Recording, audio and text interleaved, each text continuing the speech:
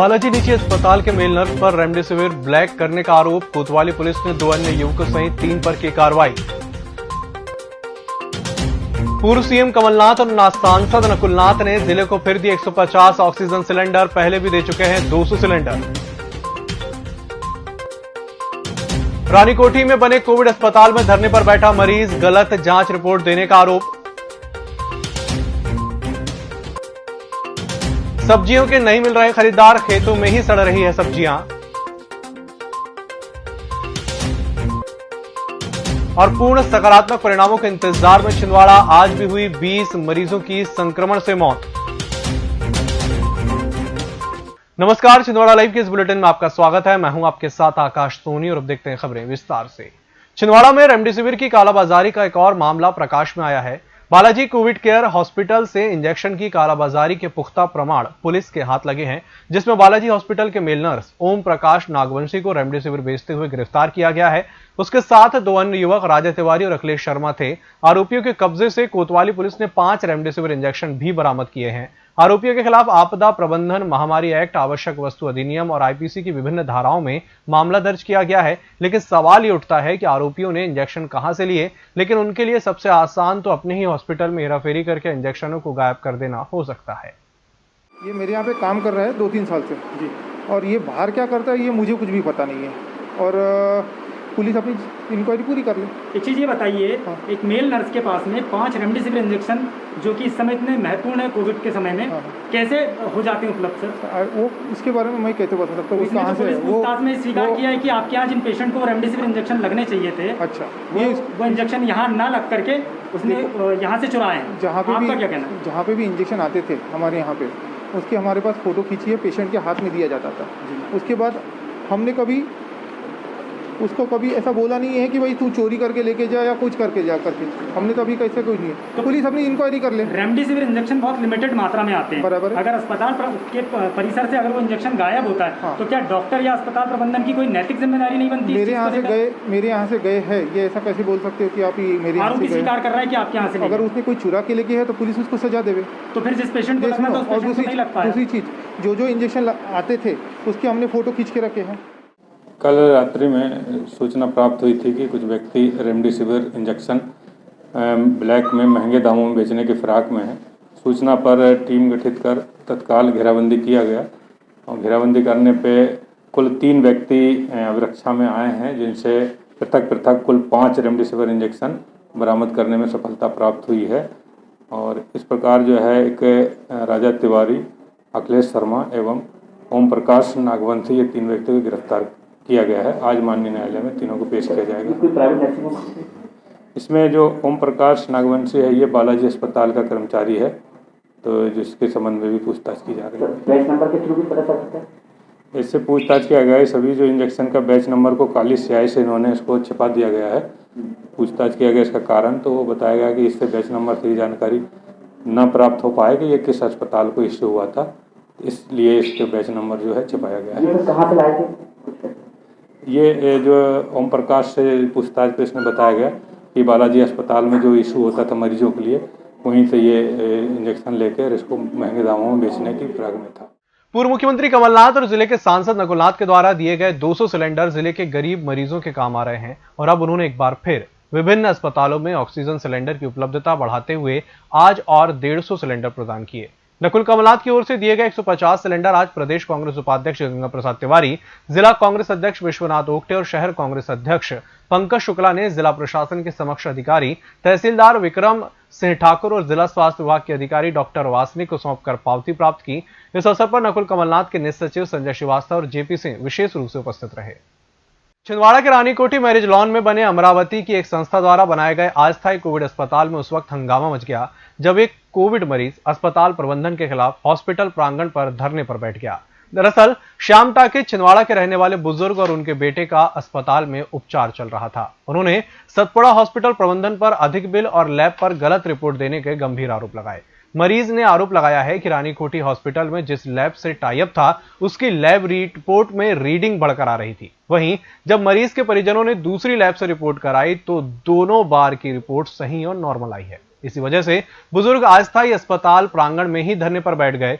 सूचना पर देहात थाना टीआई मौके पर पहुंचे और शिकायत की सुनवाई की। परिजनों ने देहात थाने जाकर सही तरीके से जांच किए जाने को लेकर आवेदन भी किया।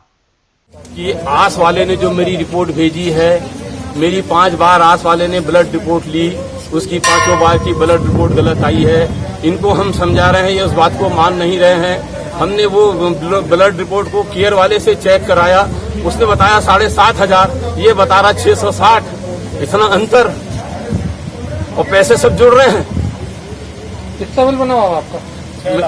6 लाख में कुछ कम लिए क्या? 5,55,000 रुपए लिए हैं। उसके बाद क्या कर रहे हैं आपसे? नहीं, पैसे तो छुट्टी दे दी हमको, उसमें कुछ नहीं है, मगर नाजायज तरीका है ना। ये पेशेंट एक्चुअली हमारे यहाँ बहुत दिन से इनके और इनके बेटे एडमिट थे। इनके बेटे और ये आईसीयू में दोनों पहले एडमिट थे, प्राइवेट रूम में। उसके बाद इनकी हालत थोड़ी सी डाउन हुई, ऑक्सीजन लेवल कम हुआ। फिर इनके बाद जो इनके यंग है, जो बेटे हैं, उनको वेंटिलेटर की आवश्यकता पड़ी, जो पूरे शहर में कहीं अवेलेबल नहीं था। हमने इनके पेशेंट को वेंटिलेटर पे लिया, उसको मौत के मुंह से बाहर निकाला। उसके बाद हमने बिल में 50,000 रुपये का डिस्काउंट भी किया। तो हमारी तरफ से सारी चीज़ें क्लियर है। आज उनका डिस्चार्ज है। एक्चुअली कल उनका डिस्चार्ज था, लेकिन उनके घर में कुछ कल हो गया था, शायद कोई रिलेटिव बीमार हो गया था, तो हमने कल का दिन उनको रुकाए और आज डिस्चार्ज किया। और ना ही हमने कल का बिल, एक मानवता के नाते हमने कल का बिल भी नहीं लगाया, ना ही आज का बिल लगाया। और इनको साथ ही साथ हमने 50,000 का डिस्काउंट भी किया। और आज डिस्चार्ज है, तो उनको लैब के टेस्ट को लेकर कुछ तो भी कन्फ्यूजन है, तो हमने उसको कंफर्म करने के लिए रिपीट टेस्ट कराया। लेकिन repeat test free of charge कराया, उनसे कोई कॉस्ट नहीं लिया गया। उसमें उसकी जो वैल्यू आई, उसमें भी वो सेटिस्फाई नहीं है। शायद क्या है कि बॉडी जो पैक करने में टाइम लगता है, उसको क्लीन करते हैं, बॉडी की एक रिस्पेक्ट होती है, उसको हम पूरा करते हैं, क्लीन करते हैं, उसको पैक करते हैं, प्रॉपर रिलेटिव्स को दिखाते हैं, उस प्रोसीजर में टाइम लगता है। बिल के लिए हमने किसी भी बॉडी को रोका नहीं है। आज छिंदवाड़ा के रहने वाले हैं, श्याम पैकेज के। ये तबीयत इनकी ख़राब रही, तो 21 तारीख को ये भर्ती हुए थे। तो इनकी ये शिकायत ये है कि इनकी तो जो पैथोलॉजी लैब से इनकी यही हॉस वाले ने जो इनकी रिपोर्ट्स की थी, उस वाली रिपोर्ट्स में और सिविल में जो उन्होंने रिपोर्ट्स कराया, दोनों में कंट्राडिक्शन है। दोनों का मापदंड दोनों का अलग अलग आया, इनका ये कहना है। और हमसे जो पैसे थे वो उचित दाम से मतलब ज़्यादा वसूले जा रहे हैं, इनका ये कहना किया गया है। तो इनको समझा दिया गया है कि जो भी कंट्राडिक्शन आप लिखित में दे दीजिए, लिखित में शिकायत दे रहे हैं विथ डॉक्यूमेंट्री के, तो उसके हम अपने संज्ञान में लेकर उसकी जाँच करेंगे। कोरोना और लॉकडाउन अब लोगों की अर्थव्यवस्था और आय के साधनों पर असर दिखाना शुरू कर दिया है। इससे सब्जी किसानों पर जमकर मार पड़ी है। लॉकडाउन के कारण परिवहन नहीं हो रहा और स्थानीय सब्जी व्यापारी औने पौने दाम मांग रहे हैं, जिससे फसल की लागत भी नहीं निकल पा रही। जिले के सौंसर और पिपला नारायणवार के किसानों के खेतों में देखने के लिए सब्जियां लहलहा रही हैं, पर अब घाटे का सौदा बन चुकी हैं। किसानों को ना उचित दाम मिल पा रहा है और ना ही वो इन तैयार सब्जियों को बाजार तक पहुंचा पा रहे हैं। किसानों की सब्जियों को 1-2 रुपए में मांगा जाता है, पर बाजार में उनकी कीमत 15 से 20 रुपए किलो से कम नहीं होती। मार्केट में कुछ भाव नहीं है इसका, 2 रुपये किलो 3 रुपये किलो घटे जा रहा है। और ये लॉकडाउन ने सब चीज़ों की रेट बढ़ा दी है, लेकिन किसान के माल का कोई रेट नहीं बढ़ाया। तो इससे लॉकडाउन से हमारी पूरी कमर टूट गई है। और ये ऐसे ही लॉकडाउन रहा तो ये उखाड़ के हमें फेंकना पड़ेगा और 30-35 हज़ार रुपये का जहर खाना पड़ेगा। छिंदवाड़ा जंग जीतेगा, मगर सवाल ही उठता है कि आखिर कब मिलेंगे संपूर्ण सकारात्मक परिणाम। आज भी 20 मरीजों का अंतिम संस्कार कोरोना प्रोटोकॉल के अंतर्गत किया गया, लेकिन पहली बार 9 शव जिला अस्पताल की मर्चुरी से, जबकि 11 शव निजी अस्पताल और घरों से निकाले गए। सवाल यह है कि जिला अस्पताल की जगह घरों से संक्रमितों की मौत क्यों हुई, जबकि घर में माइल्ड लक्षण वाले ही मरीजों को रखा जाता है और जिला अस्पताल लगातार निगरानी का दावा भी करता है। ऐसे में घरों से अधिक शव नए प्रश्न खड़े कर रहे हैं। आपको बता दें कि अभी भी करीब 380 सक्रिय मरीज दर्ज हैं। राहत की बात यह है कि इन दिनों पॉजिटिव मिलने वाले लोगों की संख्या कम है और बेड भी खाली बताए जा रहे हैं। कोरोना संक्रमण फैलने के बावजूद बैंकों में भारी भीड़ नजर आ रही है। बैंक खुलते ही बैंकों के सामने बड़ी संख्या में लोगों की भीड़ जमा हो जाती है, जबकि कियोस्क बैंकों में भी बड़ी संख्या में उपभोक्ता पैसे निकाल रहे हैं। इससे प्रशासन द्वारा लगाए गए लॉकडाउन और जनता कर्फ्यू की खुलेआम धज्जियां उड़ रही हैं। जुनारदेव में कोरोना कर्फ्यू के पालन के लिए आम जनता को पुलिस प्रतिदिन समझाइश देते हुए चालानी कार्रवाई कर रही है। थाना प्रभारी मुकेश द्विवेदी के मार्गदर्शन में पुलिस प्रशासन द्वारा अनावश्यक घूमने वालों की चालानी कार्रवाई की गई, जिसमें सब इंस्पेक्टर एकता सोनी, आरक्षक अजीत यादव, आरक्षक अजय रघुवंशी सहित पुलिस बल उपस्थित रहा। अमरवाड़ा अंतर्गत आने वाली घोगरी सोसाइटी में रखा किसानों का गेहूं बारिश के कारण भीग गया। कृषक प्रभुदयाल बेलवंशी ने बताया कि मैं 100 क्विंटल गेहूं लेकर सोसाइटी आया था। अचानक असमय भारी बारिश ने लाए गए गेहूं को गीला कर दिया, जिस वजह से गेहूं की बोरी डूब चुकी थी। इस संबंध में अमरवाड़ा सहायक खाद्य आपूर्ति अधिकारी अंजू मरावी ने बताया कि असमय बारिश को लेकर आज घोघरी सोसाइटी के गेहूं खरीदी का निरीक्षण किया। किसानों के द्वारा लाया गया गेहूं गीला हुआ है। हमने खरीदी केंद्र प्रभारियों और समितियों को पृथक पृथक पत्र जारी कर सारी व्यवस्थाओं को पूर्ण करने के आदेश दिए थे, लेकिन समिति स्तर पर लापरवाही तो हुई है। जिला समिति को रिपोर्ट दी जाएगी। लापरवाही करने वालों पर भी कार्रवाई की जाएगी। समिति की जो व्यवस्था है वो ठीक से नहीं होने के कारण से आज जो प्रॉब्लम खड़ी हुई है किसानों के साथ, समिति व्यवस्था ठीक से बनाती है, स्पॉट सही चयन करती तो बिल्कुल भी दिक्कत नहीं होती और खरीदी सुचारू रूप से चलती जो है, और किसानों का गेहूं भी खराब नहीं होता जो है। इसमें समिति संचालक लोगों की बहुत बड़ी चूक है इसमें कि जो स्थान सही उन्होंने चयन नहीं कर पाए। मैंने मात्र 100 क्विंटल गेहूं लाया हूं, जो मेरी घुटने घुटने पानी में डूब चुकी है और पूरा अनाज जो है खराब हो गया। और कल तक का जो है कि जानवर भी नहीं खाएंगे वो कंडीशन का बचे का हो जाएगा मेरा अनाज। और जो है कि अब मैं कर्ज कहां से पटाऊं? अब तो मेरे पूरे परिवार सहित आत्महत्या करने के अलावा और कोई चारा नहीं है। सरकार से क्या सरकार, शिवराज सरकार इसकी जवाबदार है, जो कि ऐसे प्रांगण में खरीदी कराई कोई व्यवस्था नहीं है। हमको मजबूरी बन गई घुटने घुटने पानी के गड्ढों में अनाज रखने के लिए, और आज हमारा अनाज कल पानी में पूरा डूब गया, जो सब लोगों ने देखे हैं। हमने मोटर से बाल्टी से पानी उलेचे हैं, फिर भी हमारा अनाज पूरा पानी में डूब चुका है। अब वो नीचे का पूरा खराब हो गया। अब हम परिवार कहाँ से चलाएं? 4 महीना कर्ज कहाँ से पटाएं? खाएंगे क्या? व्यवस्था की थी, आदेश भी दोनों के पृथक किए गए थे। समिति स्तर की थोड़ी सी लापरवाही जरूर है कि ये दोनों केंद्र एक जगह से संचालित कर रहे हैं। किसानों का आरोप भी है कि यह है कि हमें बारदाना नहीं मिल रहा है। बारदाना के देखिए समय समय पर रहते हुए जिले में मांग जरूर की गई है और जिले में उपलब्धता होने पर ही सेंटर से मिलता है। अब जैसे ये जो क्षति हुई है इसके लिए प्रशासन क्या करे? रिपोर्ट भेजी जाएगी। ये मेरे स्तर का निर्णय नहीं है, अधिकारियों का अवगत कराया। ईद के त्योहार को देखते हुए पुलिस कंट्रोल रूम में अंजुमन सदर सहित मुस्लिम समाज के पदाधिकारियों की प्रशासन के साथ बैठक आयोजित हुई, जिसमें समाज के लोगों से लॉकडाउन के चलते घर में ही नमाज पढ़ने के लिए अनुरोध किया गया और इस दौरान समाज के पदाधिकारियों ने सहमति दी। बैठक में एसडीएम अतुल सिंह, टीआई मनीष राज भदौरिया, सीएसपी कीर्ति नरवरिया मुख्य रूप से उपस्थित थे।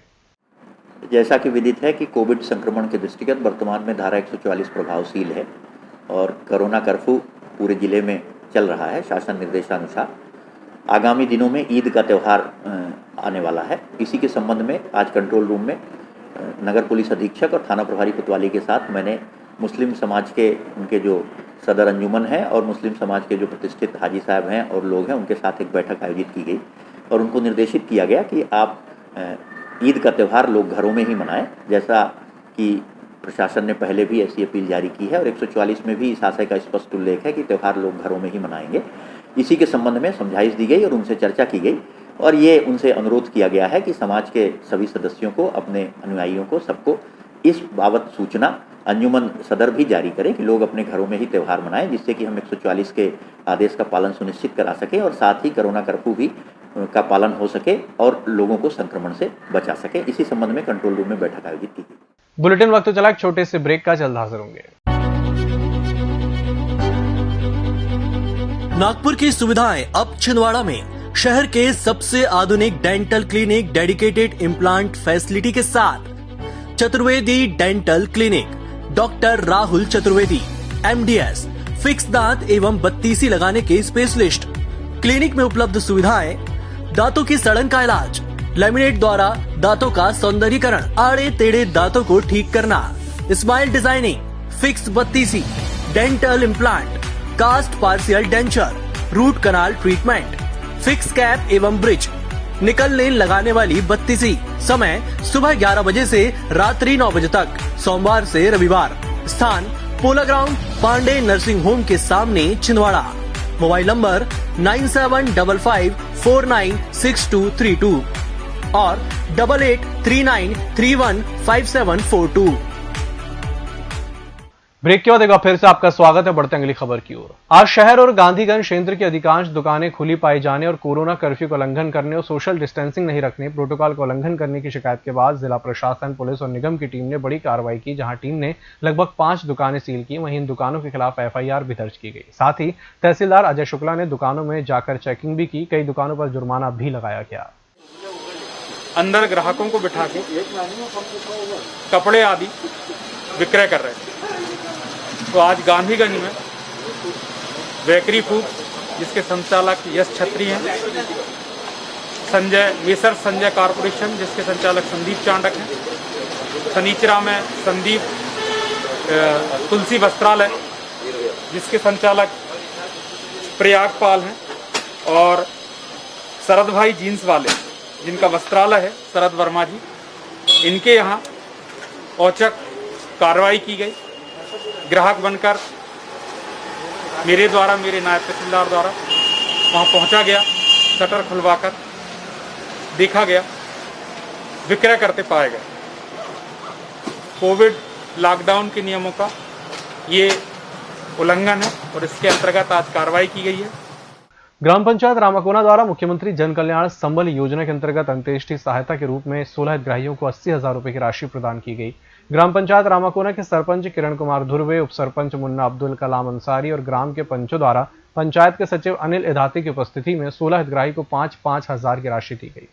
खनिज और राजस्व विभाग के द्वारा मंगलवार को तहसील मोहखेड़ में जांच के दौरान ग्राम बीसापुर खुर्द तहसील मोहखेड़ अंतर्गत हनुमान मंदिर के पास रोड किनारों पर लगी जमीनों में खनिज रेत का लगभग 35 ट्रॉली भंडारण मिला, जिससे खनिज जब्त किया गया। जब्त खनिज रेत का कोई भी मालिक मौके पर नहीं मिला, इसलिए जब्त रेत को ग्राम कोटवार और जिले के वैध रेत ठेकेदार मेसर्स शिशिर भंडार के प्रतिनिधि को सुपुर्दगी में दिया गया। उक्त कार्रवाई खनिज निरीक्षक महेश नकपुरे, राजस्व कर्मचारियों ग्राम कोटवार सुरेश भोगरे, रेत वैध ठेकेदार के कर्मचारियों ग्रामवासियों की उपस्थिति में समक्ष में संयुक्त रूप से की गई।